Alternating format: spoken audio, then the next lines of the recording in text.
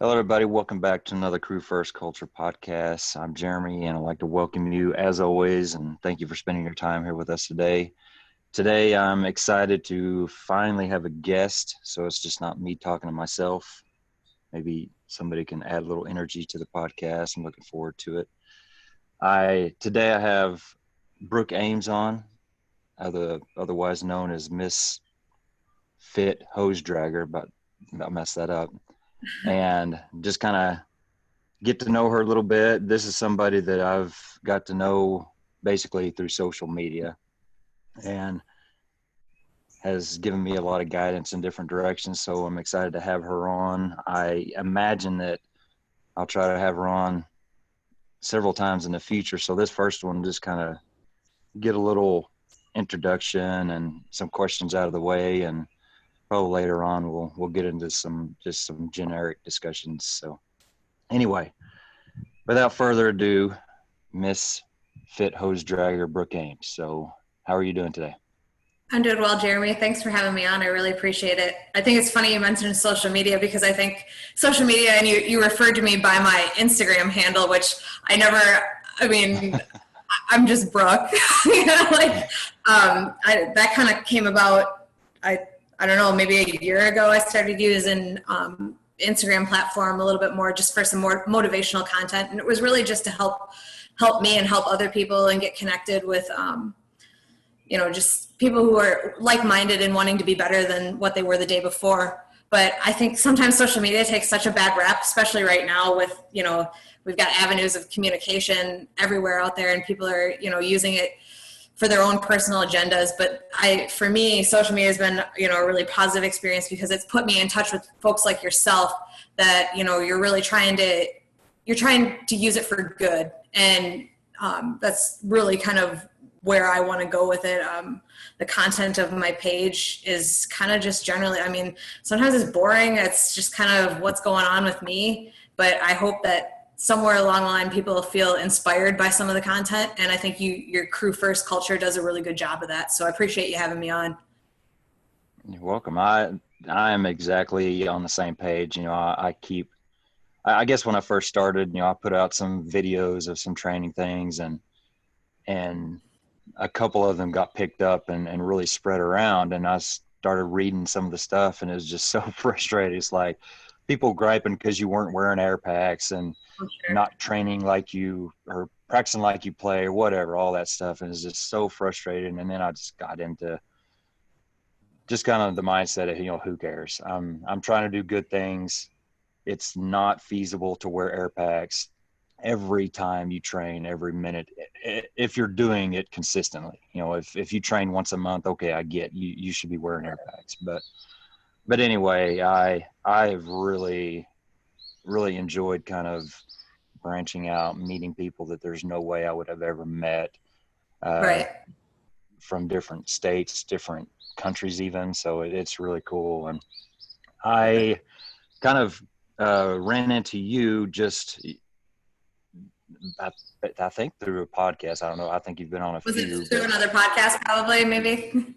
Yeah, and actually, I can't remember it, but yes, through another podcast, and I kind of reached out to you just about some different stuff, and just I think we've had some really good conversations about different things, and not that we need to get into any of that right now, but I do agree. I think social media has so many good things about it if you just focus on those good things and use it as a tool. It's been really nice for me too. Right. I think the Instagram platform, what's so appealing to me with that is that, for me anyways, like what you said, you're never going to please everyone. And I'm certainly not trying to do that, so I just pay attention to my people, I guess, basically, the people that are just like, it's not perfect. I'm not perfect. You're not perfect, but we're just trying to be better. That's kind of just where I kind of go with most of my content is like, what, my form might, if you see pictures of me in the gym or video in the gym, my form might be atrocious. I'm sorry. I'm not a professional. Like, I'm just trying to be a little bit better, and I think Instagram does a really good job. I'm not an official spokesperson for Instagram, but I like that platform because people follow the content that they want to follow. Does that make sense? Oh Where, yeah. if you're out there looking for fitness content, or you're looking for motivational content or leadership content, the mindset of the people that are following that content. So it's kind of like, yeah, this is like really all I really pay attention to.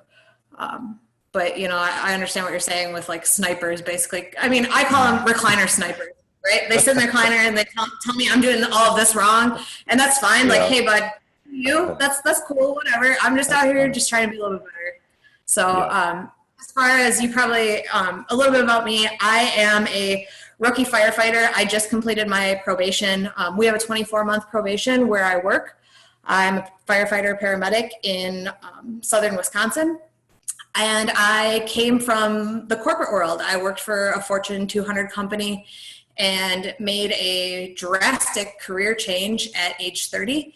And I also made a drastic personal physical change. I lost 100 pounds in order to make myself physically fit and pass the CPAT and get all of my certifications to make myself hireable for the fire service. So I think that was probably, I did a podcast surrounding that kind of journey, and that's probably, I think, where you and I, our paths kind of crossed there. So. Yep.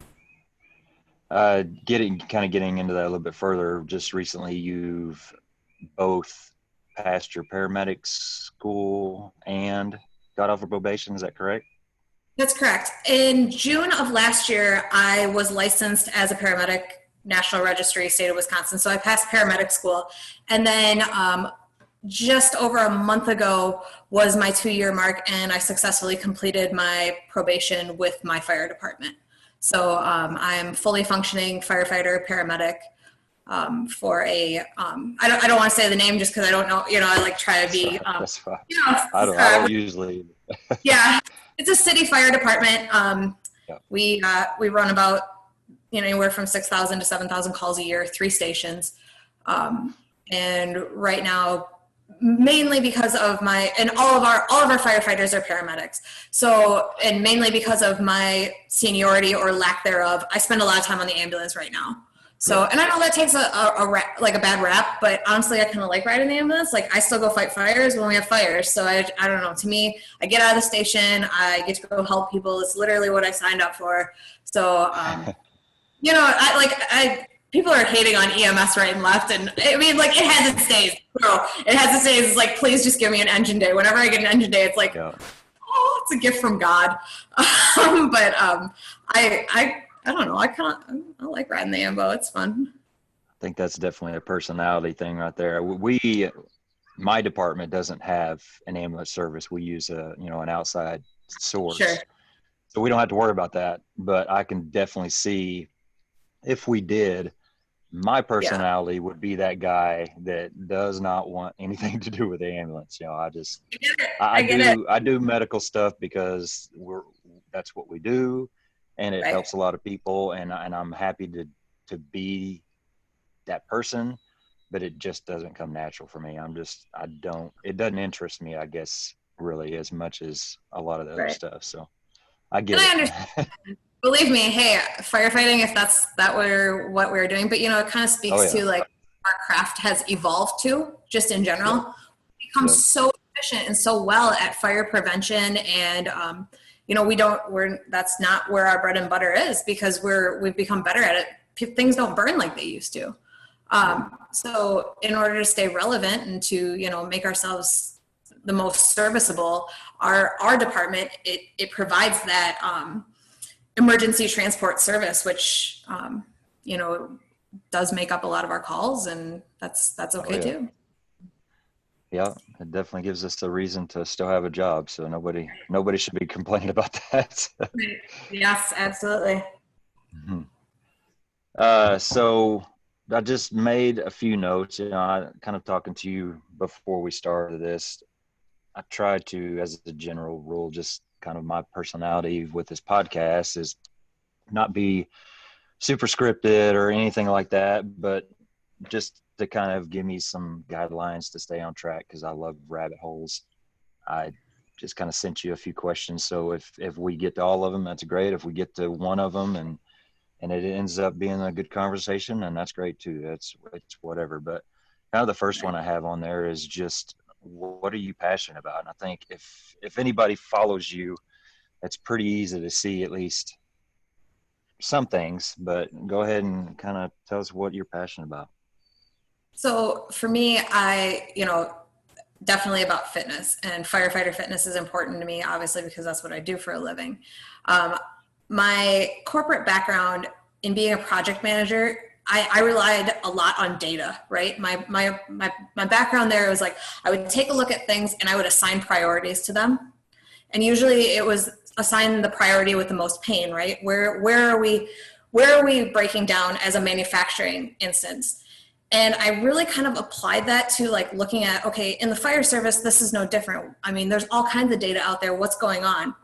And I love training. Don't get me wrong. Training is great. But when you start looking at like line of duty deaths, I know that with training, the whole big preach is that emotional, like train like your job can kill you, or, like this job can kill you because it can. I understand that, but that's an emotional response.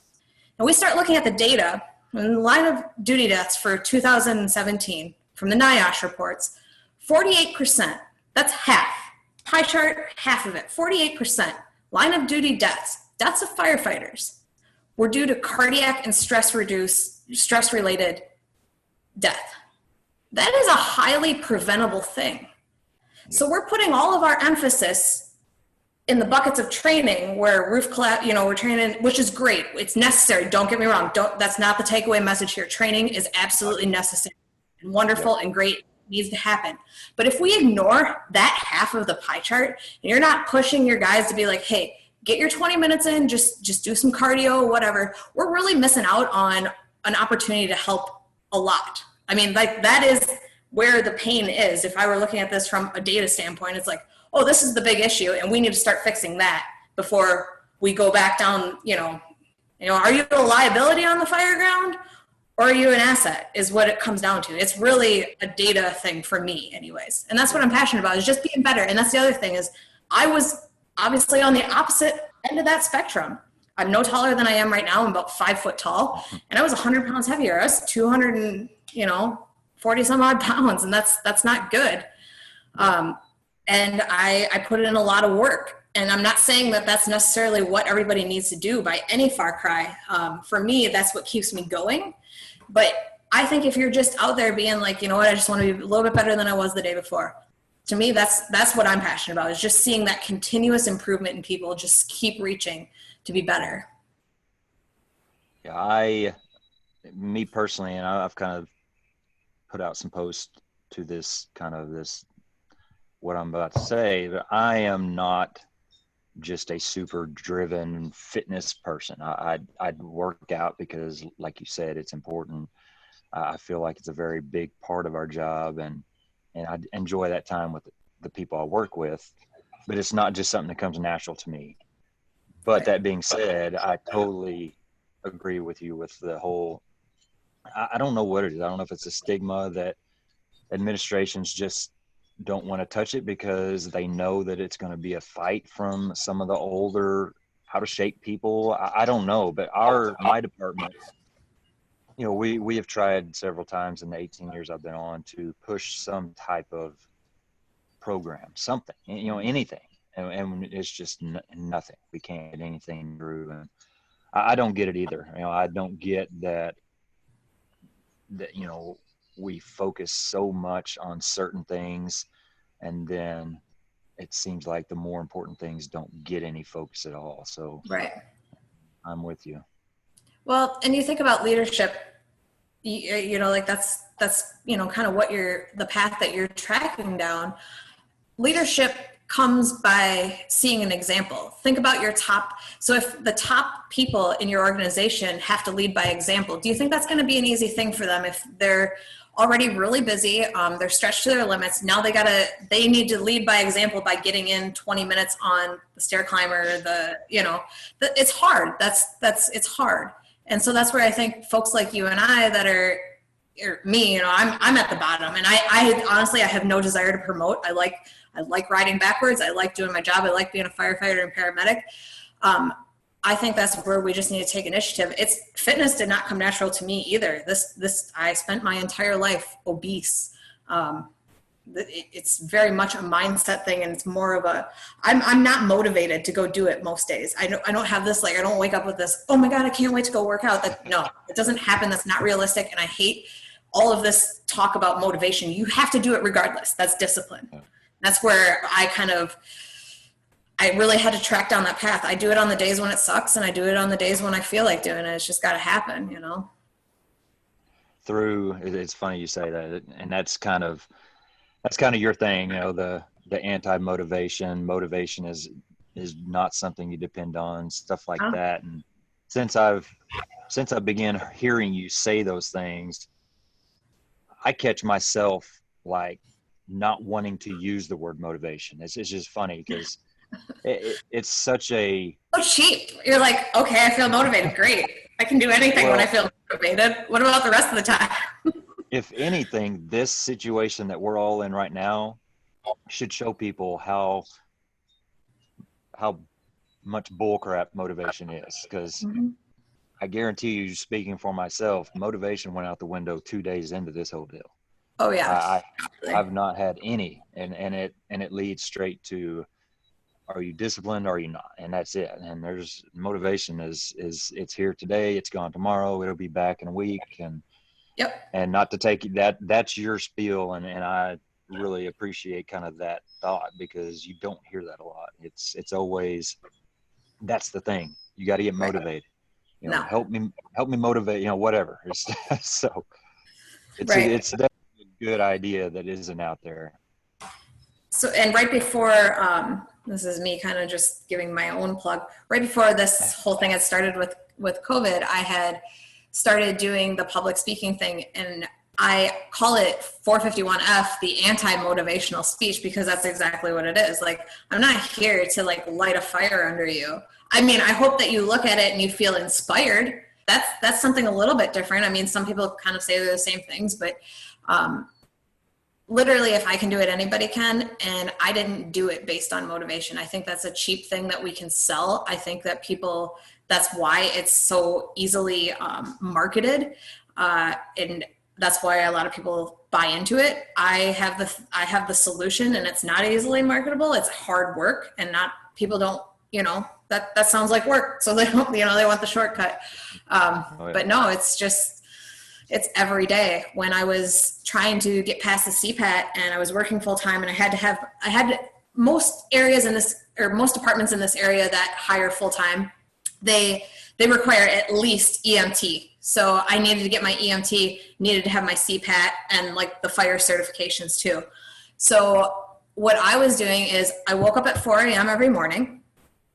Believe me, I don't care who you are. There's no motivation at 4 a.m. That's solely discipline and hate and wanting to prove people wrong. And sometimes you need that. I would get up at 4 a.m. I would go to the gym. I would work out for an hour and a half. I would shower at the gym. I would then go to work. I would work all day. And I would have like about 2 hours between when I got off work and when my EMT night class started. And I would go run the hills in the town that the class was offered in. So I'd run, get my cardio in. I'd show up to class. I'd go to class from 6 p.m. to 10 p.m. I'd drive the hour home, and I'd get up and do it all over again. I mean, there's not a lot of motivation. It's just, this is what needs to happen. It needs to happen, in every day or whenever you have class, or you plan your workouts, whatever your routine is. And that's just how it is. There's no, believe me, 4 a.m. It doesn't matter how motivated you are at any other point of the day. 4 a.m. is some soul searching. So yeah. Do you, just something that I just thinking about while you're talking, do you ever just hold 100 pounds or put 100 pounds on a weight vest or whatever, and just think to yourself, man, this was what I used to be? I mean, is that something that kind of clicks to you? It's funny you should say that. I wrote a piece, and I don't know what I'm really going to do with it. I mean, I don't know that a publication, it's not something that's necessarily anybody's really like itching to publish. I did a piece on what it felt like when I was stair climbing the one day, and I had a 75-pound vest on. So keep in mind I was 100 pounds heavier. So, Yeah. but when I put that vest on, leading part of it, it basically says that my body kind of takes on this like almost familiar posture. Like it's like I put that on and I'm like, oh, my body, like from being so heavy for so long, understands this, like the way you stand, the way you, so that you This can, is breathe, the default basically. setting here. Yeah, like it's like a default setting, and it's actually kind of like sad and melancholy and scary because I actually, honestly, right before I got on, my hair is still wet. I went to the gym and I put on the vest and I climbed for 20 minutes today. So I mean, like every time I do that, and my body has to take on that familiar like posture, it's always kind of like a stark reminder of, yeah, this is how things used to be. Yeah. So, Well, I definitely, you kind of went into a little bit, and I didn't necessarily want to just go into a lot of the things that you have sure. talked about in the past. Try to give you some other areas to talk about, but Yeah. your story is definitely something that I know a lot of people are gonna really just grab onto and use to inspire them to do great things. And I'm very appreciative that I've kind of, like you said earlier, crossed paths with you, because I don't have that journey, but I do have my journey. You know what I mean? Right. And they might be different things completely, but it's that knowing that people are out there doing really good things in not so great situations, that Right. if it might be the same thing that you're dealing with or not, but it's just knowing that the people are out there willing to help, and just it's just nice to meet people like that. I think that's Have what you? 451F has kind of like really brought people together. And 451F, if you're not familiar with it, go onto my page. I'll send you a link. It's a carabiner link. It's got 451F on it. And basically what that is 451 degrees Fahrenheit is the ignition temperature of paper, right? So any house fire that becomes fully involved has to start somewhere, and so do we. We need to start somewhere. And the concept of the link is not to be the weakest link. It was kind of something that was born out of my firefighter certifications. But these exist in 7 countries now, 3 continents, all 50 states. There's over 500 of them out there that I've mailed out. The cool thing about it is that it's become its own tribe. And it's been a tribe of basically people who have known struggle. Whether that's with weight, whether it's with addiction, whether it's with just they're trying to make changes, they're trying to make positive changes in their lives, and it just gives people hope that they're not the only ones. You're not alone. And yeah, this does suck. And it's fitness related in my bucket, but it doesn't necessarily represent that for everyone. And I feel so fortunate that there is that platform out there, that those people are seeking that out and they want to be better. And they're just like, you know what, you have known struggle. I've known struggle. Okay. Let's help each other. There's that word, motivate each other, but no, let's inspire, Yeah. it doesn't matter what you're going through. We can be better. That's it. Yeah. I think I don't know what you want to call it, the mantra, whatever, of being better today than you were yesterday, that there's literally nothing in life that you can't connect Yes. that to. And I've put out some stuff lately because I try to, I try to put out good things that are inspiring or whatever's on my mind, but I also want to be somebody that puts out real stuff, like that I screw up. Sure. I don't want to have the appearance that I'm always perfect. So, I try to put out some stuff when I mess up, and there's been some things lately, this whole quarantine thing, man, it's really punched me in the stomach, and I've not really done as good as I should have with it. Right. And that goes from work to home. I've not been the parent and the husband that I should be. And so I've kind of gotten into, okay, now I need to kind of reboot and really take advantage of this situation. And that's right right there with it. I've got to be better than I was yesterday. And it's such a simple, easy saying, but it's so powerful, and it literally bleeds into everything. And that's really, and the link too, you don't want to be the weakest link, no matter where you're at, what you're doing. So it's, it's really cool to have, like you said, a tribe, to have a calling, a message, whatever you want to call it, like you have. And it's awesome to kind of see it grow. So you're a ways further into your kind of social media journey than I am. I'm fairly kind of just getting started, but there have been a couple people reach out to me and say some good things about what I'm doing, or uh ask to talk about something, things like that. Mhm. How does it make you feel when you have these people reach out to you and tell you that you're the reason that their lives are changed, or things like that? It's absolutely humbling in the best regards. Yeah. I recently received a message, and it was very heartfelt and well done. Someone that had a very bad injury. I mean, like career-ending injury, but discovered the whole concept of the 451F link, and that's literally what's got them through rehab. Just they poured their heart out about it, and I was like, oh man, like that was, like I said, humbling in the best nature of like, I'm so fortunate to be a part of that journey. And when this started on social media, I didn't even like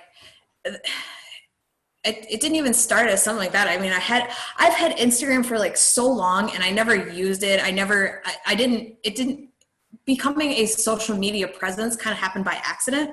But it was also because the types of people that are seeking out that energy were seeking it out. And it was like, hey, this is a great platform for it.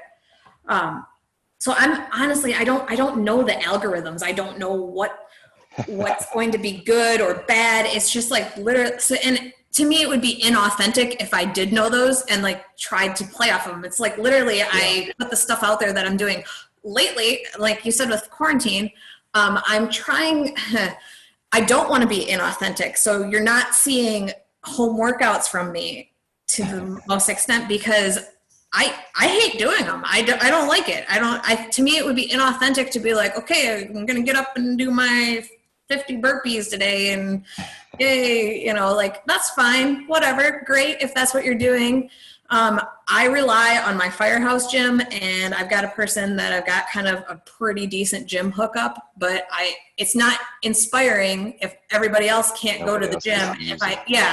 So I've just kind of ceased and desisted with that. But it would be inauthentic of me to be like, yeah, I'm out here, like getting, because I'm not. Like, I hate it. It's miserable. If that were me, you talk about, like, I'm struggling right now, bro. Like, I am struggling with this. I've determined that I am an introvert on my own terms. Yep. So everybody's figuring that out a little bit. I will say the one thing that's been better throughout all this is, I mean, we're firefighters, right? We've all got kind of weird control issues. So for me, my weird control issue is I can't control much right now with what's going on, right? Mm-hmm. Like we're puppets on everybody else's string. But what I can control is my diet. So like, I've actually been even better with that, because it's like, I grab a hold of that and I'm like, this is the one thing that I have control of right now. This is it, So I'm really holding on to that, and it's been even better, like I've been mindfully gaining muscle mass and trying to, stave off. I've got plenty of time for cardio, and it's great to go run outside. So that's good. So that's been the one thing that's been better, but yeah, I'm struggling. And like I say, as far as social media is concerned, I think a lot of people are. And oh yeah, I'm supposed to be on a beach in Puerto Rico right now, and my content is me sitting on my farm just chilling because we're locked down in my state. So there's that. Well, as a fellow farm nerd, I've enjoyed your pretty pictures of your barn and animals and stuff. We've of course had lots of conversation about this, but yep. I think we both have good sized land areas. We both have animals. We both enjoy being outside with all of that. And so I think we are both very lucky in that aspect that we Mhm. do have so many different things that we could just walk outside our door and do Yes. instead of being closed inside. And I've been saying since the first of it, if I was somebody that didn't have that, if I lived in an apartment or a tiny, yard in town, I would be mentally in a very bad spot. So I'm very, very lucky. Is that kind of, you feel the same way? Absolutely.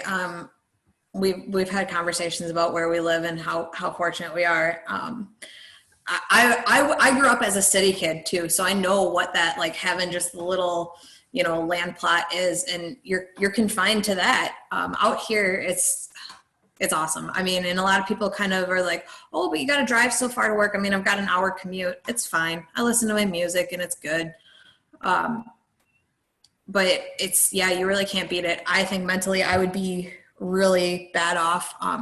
So I don't want to get into the political aspects of it, but I kind of wonder about some of the other fallout, like where Oh yeah. this safer at home, like, okay, so maybe you're safer from getting, the COVID-19 virus, but, think about, I think about, the kids that maybe school was their only, like, reprieve if they live in an abusive home, or Yeah. domestic abuse. Yeah. You have addiction. That's another thing. Like, for us, I don't know, every state's different. You're in Oklahoma, I'm in Wisconsin. They deemed that the liquor stores are essential. Yes. No, that's legitimately, No, I know. It's the same here. but the gyms are closed. Yeah. So that one's essential. Whatever. Not, again, I don't want to go down the rabbit hole because it's frustrating. But anyways, like, I think about the fact that maybe if you were somebody who was in recovery even, Yeah. and now all of a sudden, literally all of your pleasant distractions or good coping mechanisms are taken away from you, and you're stuck home. To me, I don't know if that's safer. I mean, what are we giving? What's giving, when it comes to being safer at home? Like you said, mental health, I know, is suffering for many people. So it's unfortunate. It really is. Yeah. Yeah, and that's kind of, one thing that I've been concerned with, in general. The fire service on a normal day is kind of struggling in that area, and Sure. so with all this going on, gym shut down, blah blah blah. It definitely is kind of something to keep an eye out for those that we're working with, and even ourselves. So Grant them some grace too. That's what I've kind of been my thing. Like, people that are really struggling right now. I think we've talked about, maybe you do spend the extra time just kind of being a tribe, or like being a crew around the kitchen table versus going out and drilling for an hour. Maybe that's when they need to talk. I don't know. I'm not in the position you are, but I sometimes think that diffusing that comes from just the general day-to-day in the station mm-hmm. thing, for me, sometimes that's like the best kind of therapy anybody can have against, and preventative, against this kind of thing. So Yeah. So kind of getting into that, just segue, and what are some of your favorite things to do when you're on shift? Um, we kind of, we were on 24 on 48 off shift, and what I get done in a day's time now that I'm on the ambulance almost exclusively has changed. It used to be training for a couple hours out of the day in the morning, have lunch, then train in the afternoons, and then, basically do your own thing. Our stations right now are still training, but it's remote, so we're not getting together as an entire company and, training down at headquarters. So for me, being on the ambulance now, when we start to get into training, it's, we're always called out at some point. So that kind of is unfortunate, but it happens. But I do like training. I went to a conference in Arizona, so I was off work and could actually then focus on what I was doing. I went to a training conference. It was Copper State. Chris Slater put on the conference. It was fantastic. He offered me a scholarship. I got to do all these great classes. The exponential engine was an awesome class. I learned how to throw a 24-foot ladder by myself. It was excellent. So, and we did like some training as far as like, I think there was some fitness group was there. So we did like a group workout. That was really cool. I liked that. And as far as on duty though, I love it when I'm with a crew that they want to work out. Sometimes we'll do like Tabata, which is like kind of a lot of fun for me when there's a lot of people doing it. And by a lot, it's, 3 to 4, but still better than when I usually train alone. My gym, like I'm always by myself. It's kind of unfortunate, but like I just don't have a training partner. I live out in the sticks. My schedule is weird. So I don't have like a consistent gym bro all the time. So getting together and like working out with people is obviously very enjoyable for me. I enjoy the meals. I often meal prep, so I bring my own, but I enjoy the togetherness time, like we all eat at the same time. So I like that. I know our stations like to play pickleball. I'm awful at it, but I'll sit outside and be a line judge. We do some pickleball too. It's pretty fun. So that's kind of like what we do. But on the ambulance, calls take up a lot of the day. So yeah. You mentioned your class at New England Fools that you put on. What was it? Month or two ago? It was It was like right at the beginning of March, so almost 2 months now. So is that something you're kind of gearing up to kind of do more of? I really, really hope that I get more opportunities to do that kind of thing. I thoroughly enjoyed myself. The atmosphere was awesome. Rusty Ricker puts on a fantastic conference. If you ever get the opportunity to go up there to do it, it's wonderful. The speakers were all good.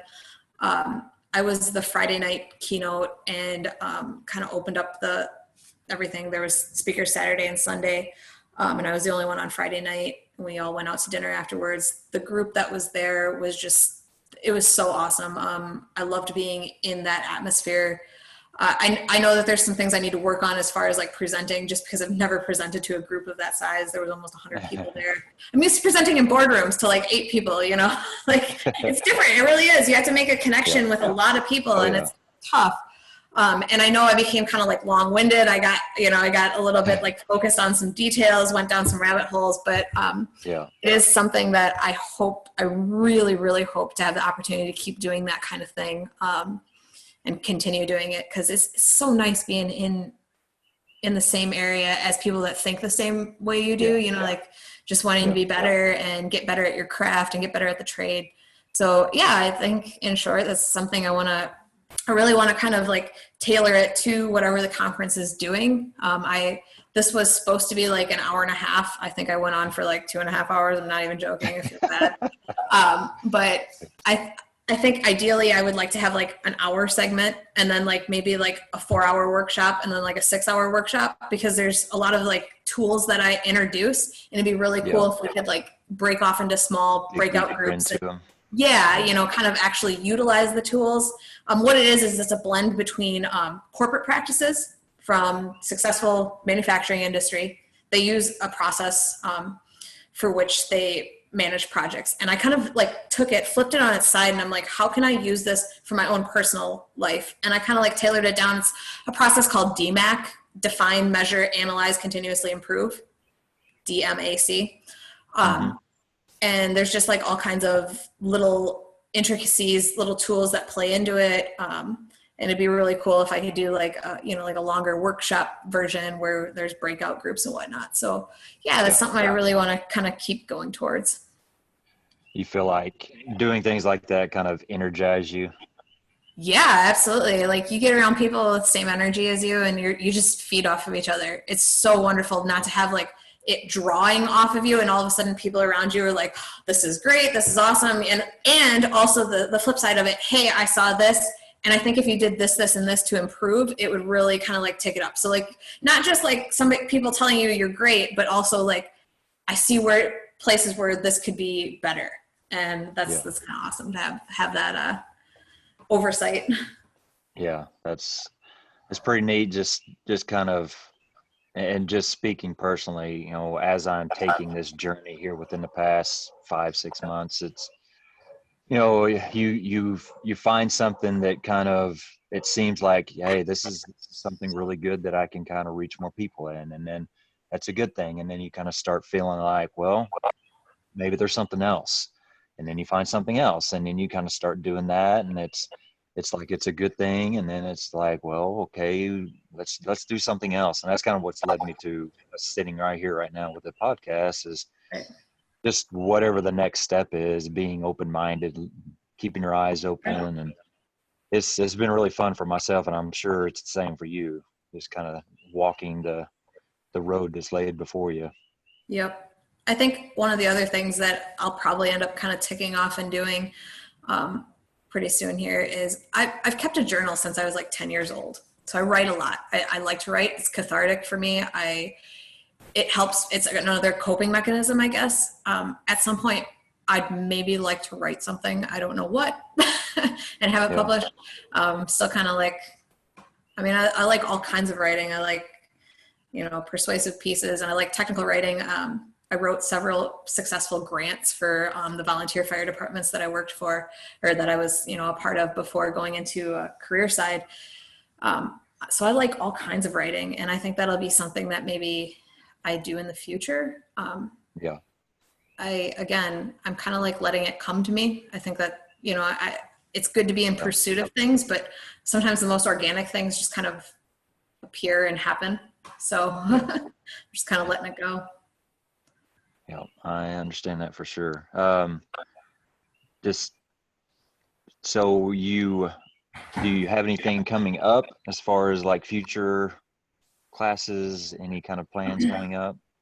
I think with everything that has happened recently, everything that I had kind of on the horizon is postponed and canceled right now. Yeah. I did put in for a couple of conferences. I submitted proposals, and I haven't heard back. And I think it's because rightfully the conference hosts have to kind of play it by ear. You know what I'm saying? Yeah. I think the pinnacle would be someday presenting at FDIC. I don't even want to entertain that, because it's just like it seems like such a far-fetched thing for me to think about, but at the same time, I think it'd be really great. I've never attended FDIC, so that'll probably be a first step, is just to go and see how things go there. So, but right now, nothing on the horizon as far as scheduled speeches, but with the COVID-19, everything that I had planned has been canceled. So yeah. So kind of changing subject a little bit. Are there any like lessons in life, or lessons that you've learned from the fire service that you'd like to share? Just things that you could find helpful, or other people would find helpful? I don't know that I have the, I guess, bandwidth yet to be like offering advice in the fire service. I mean, I'm so new to it. Yeah. So I don't know that I really have the capacity to tell you one way or the other. I will say this, that our line of business is very steeped in tradition. And while those traditions are important, I would very much like to see us get away from doing things just because that's the way we've always done them. I don't think that there's a lot of room for progress when we get so steeped in this is how we've always done things, and that's how it should be. And then we fall back to, because it's tradition. Well, sometimes those traditions need to go away. So that's my kind of like line in the sand, is like, if we're going to make some progress here, if we're going to keep doing good things, we need to really examine what traditions we need to hang on to and what ones need to go away. It's kind of interesting. Just in my life, I've been with my department for 18 years. It's the only place I've ever worked fire service wise. But here within the past couple of months, I've joined my little town's volunteer department. So kind of getting into that, we did a little hose training yesterday, and it's so interesting. You know, you work with a department like my career department that it's very obvious that yes, it's that mindset you have, or that you just talked about, is there's certain things that it's like you can't change that. Why? Well, that's just how we've done it. Well, that's not a reason at all. And then I get to this department, and I'm still kind of learning people and learning process of everything there, but it's you quickly see that there are situations where it's the same. You know, you have this equipment on there. Why is that on there? Well, I don't know. It's been there.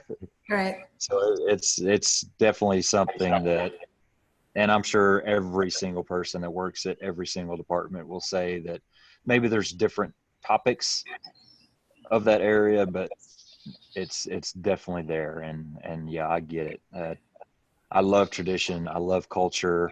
I love that aspect of the fire service, but I think we do hang on to a lot of things that really should be kind of maybe let go. And Right. so I think coming from a different background too, like a different working for like a business that was, you know, they're Fortune 200 for a reason. It's because they're successful.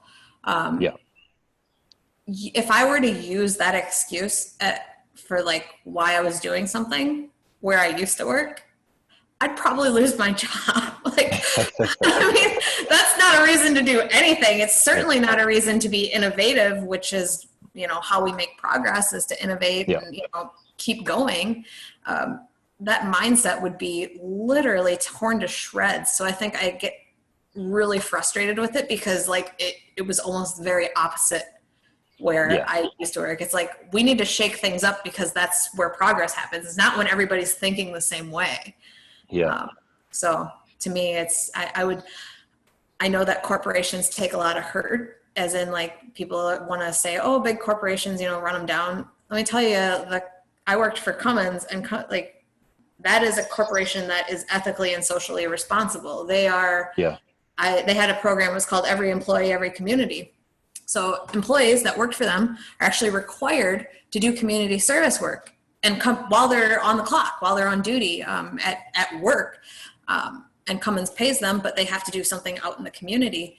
So like I was able to run with the volunteer rescue squad while I was on the clock. I mean, that's a pretty cool thing when you think about it. So I always kind of like to challenge people's views on what they think about corporations and like their ethics, because I think it really depends on where you go and who you talk to.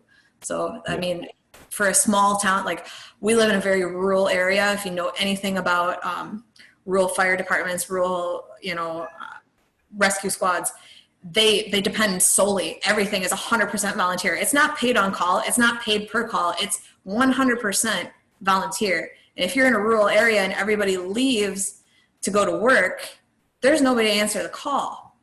Yeah. So I think that they were doing really good things. So that's just that's pretty cool. My 2 cents on that. Yeah. So one last question I got for you. What inspires you? You know, at first I was inspired because I just wanted to be better for my community. You know, I started in the volunteer service and it was like, okay, I want to get past Cert 1 and I don't want to be the weakest link. That was that mindset, that goal of, I don't want to be a liability is what inspired me. So it's kind of a selfish thing. It's kind of, you know, like looking inward and being like, I don't want to be the weak one. And it came out of that. This whole thing came from that. But now I think I feel inspired so much when people reach out and they tell me, look, this is what I did today. And it's because of you, I kept going. And I'm like, oh my gosh, like I need to keep being better then because this is helping. So that's definitely something that inspires me. Yeah. And seeing people who are the coolest thing, Jeremy, the coolest thing is when people all of a sudden they throw away all of their excuses.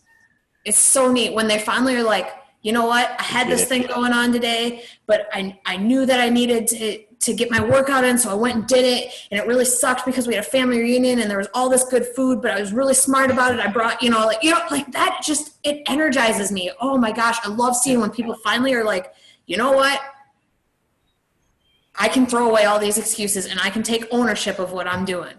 I love it.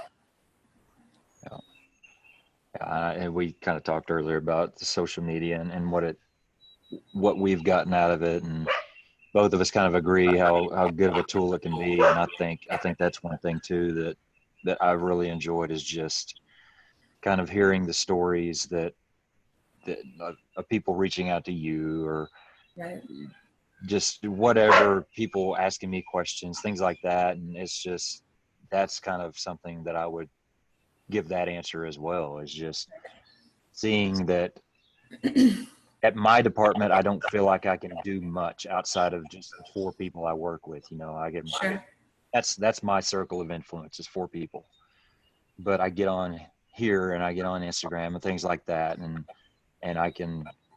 I feel like I can reach so many more and all that. And yes, you have to be careful about your time. And that's kind of something I'm learning, is limiting that, not getting too sucked into it. But it is really, really cool when I had a guy from a department, just a volunteer department north of my department, call me a couple weeks ago asking for advice, just a young kid. And it was just cool. It was just cool that I have no idea who he is.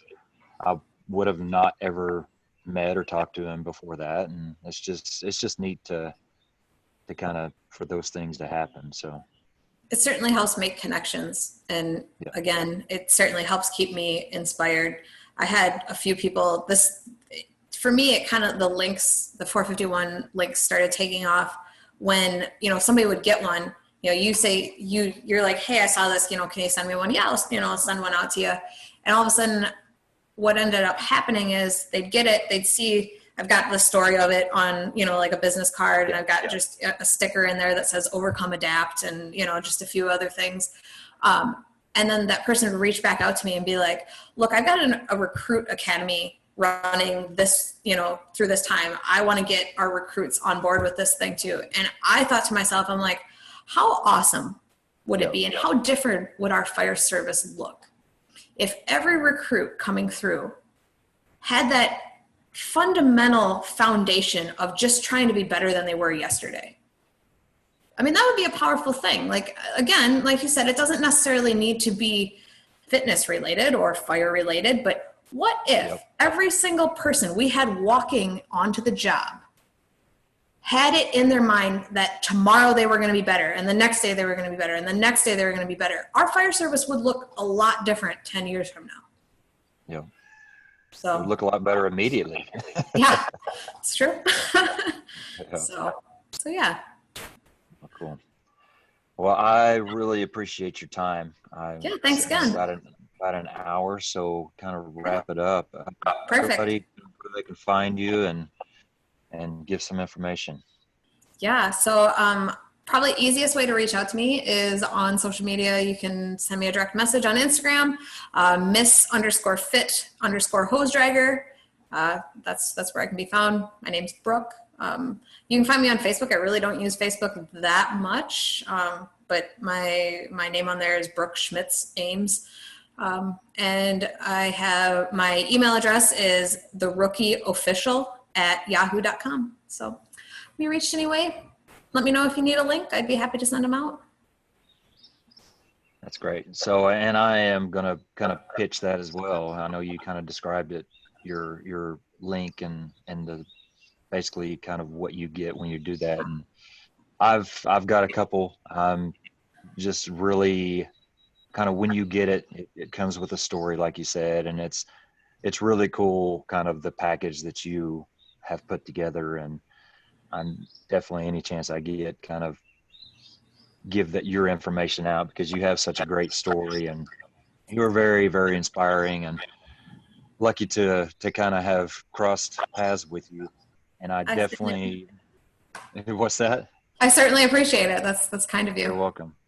Anybody that is looking for, to fill a slot in a conference, you should reach out to her because I know she's on her way to some great things. So that being said, I appreciate your time, Yeah, Brooke. thank you. I appreciate everybody else's time that's listening. I want to thank you for dropping by, and hopefully we'll get in touch with you next time. And until then, stay safe, take care of each other. Thank you. Absolutely.